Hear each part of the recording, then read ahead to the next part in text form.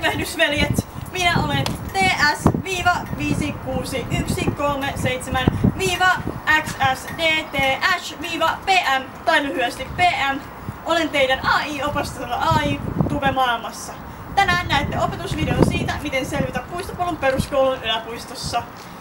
Jos ette ole nähneet aiempia videoita, niin ne löytyy videon kuvauksesta. Muistakaa tykätä videosta, tilata kanava ja laittaa kello päälle. Nyt menkäämme sisään.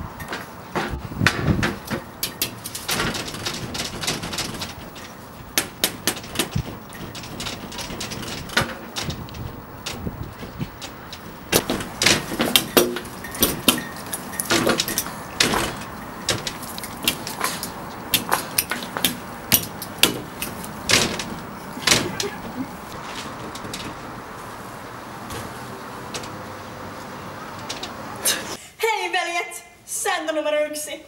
Näin toimit, kun saavut koulun käytävälle.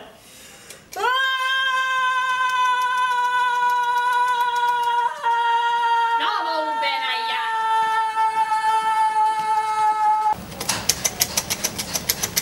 Veljet! Sääntö numero 2. Rämpytä kaappeja ja yritä lukita mahdollisimman monen muun oma kaappi.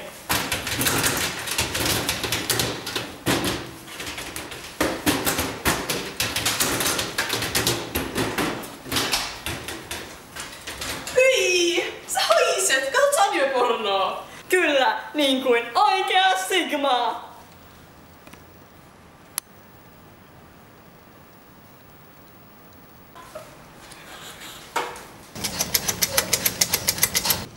Sääntö numero 3. Vältä peseytymistä ja käytä hajuvettä runsain määrin. Tältä hajuveden käytön pitäisi näyttää, kun on paljon meikkiä.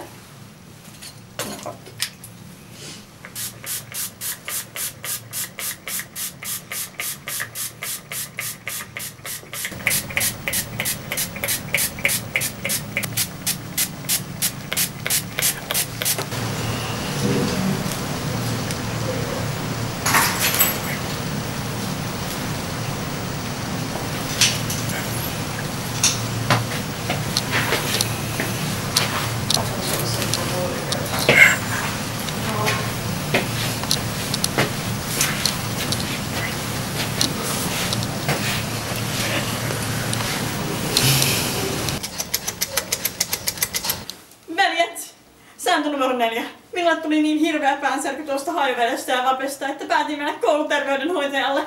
Valitettavasti hän ei ollut paikalla.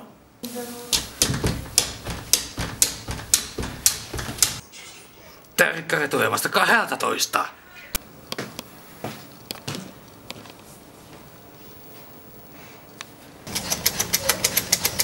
Vielä ennen ruokailua minulla on teille pari ohjetta siitä, miten selviytyä koulussa. Veljet, siisteys on erittäin tärkeää kouluissa. Siksi tässä teille vielä pari siisteysohjetta. Maalatessa on tärkeää muistaa, että pensselin hyvinvoinnin ylläpitämiseksi pensseliä ei tule pestä.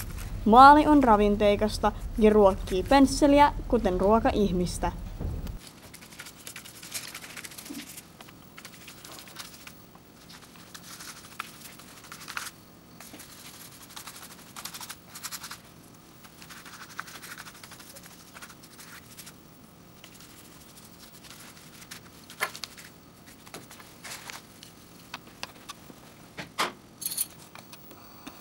Muistakaa jättää astiat pesemättä, jotta seuraavat saavat syödäkseen. Tämä on normaali tapa ihmisten välillä, joka osoittaa huolenpitoa.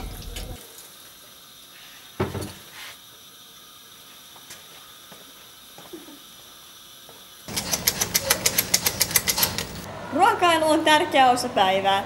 Se on sosiaalinen tilanne, jossa ihmiset ravitsevat itseään. Muistakaa ottaa hattu pois päästä ennen ruokailua. Näin syödään.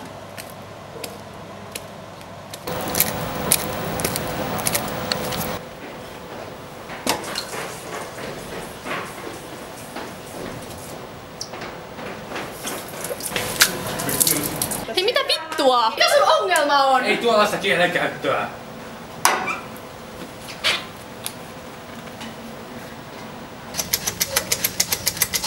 Sääntö numero 7. Kokeet ovat vapaaehtoisia tutkimustilanteita ja niihin ei ole pakko osallistua. Minullakin pitäisi tällä hetkellä olla matematiikan koe, mutta sen sijaan päätän olla täällä. Sääntö numero 8. Hakatkaa luokkien ovia silloin, kun on oppitunti meneillään. Silloin tavalla esität yhteisöllisyyttä. Kas näin! Hei, lopeta kiltti. Niin, tule hirveen meteli. Taide! Ei jaksa! Lopeta jo! Tumblr Sex Man! Älä lopeta siis! Tumblr Sex Sääntö numero 9. Tarjoaa muille oppilaille välituntiviihdettä tanssimalla. Ja tietenkin tallennassa tulevaisuutta varten.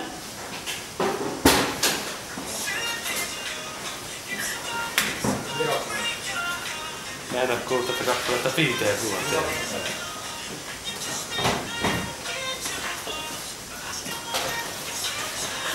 Ja missä sinä olit, kun viimeksi oli koe?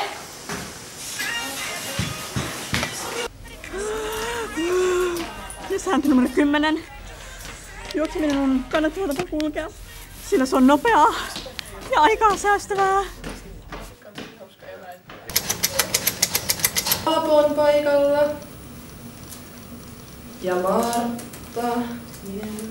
Ja Saaga näkyy myös olevan täällä. Ja Juhani. Kerrankin olet paikalla. Ja Elias.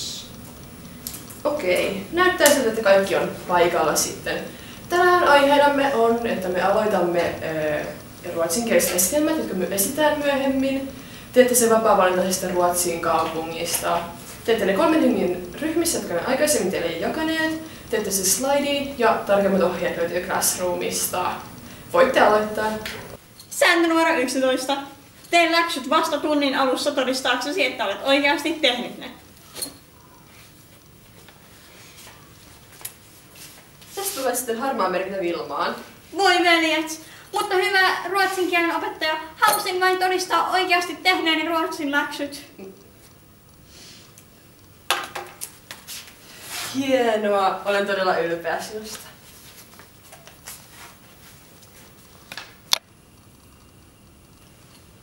Ja sitten vielä viimeiset säännöt, veljet. Sääntö numero 12. Kirjoita kirjoihin ja piirrä niihin auttaaksesi tulevia opiskelijoita. Ja sääntö numero 13. Anna ihmisoppilaille rauha opiskella rauhassa, sillä he eivät tiedä vielä kaikkea.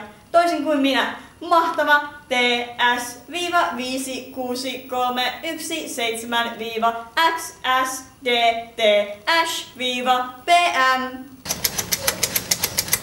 Nyt osaatte toimia ihmiskoulussa, jos sellaiseen ikinä eksytte. Muistakaa tykätä videosta, tilata kanava ja jakaa tätä sanomaa omassa piirissänne. Näkemisiin, veljet!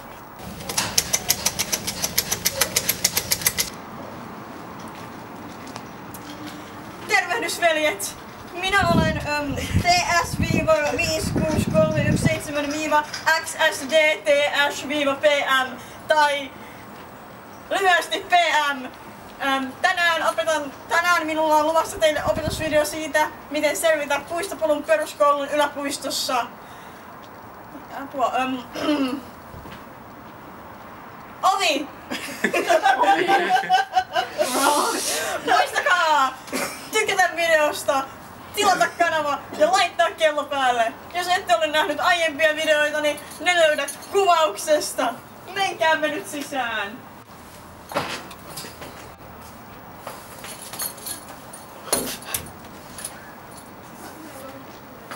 Ovi! Hei veljet, sääntö numero 2.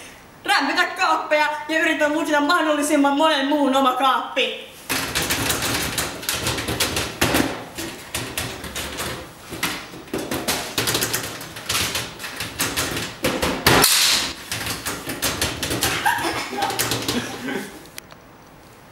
Hei veljet, sääntö numero 2. Rämpää kaappeja ja yritä lukita mahdollisimman monen muun oma kaappi.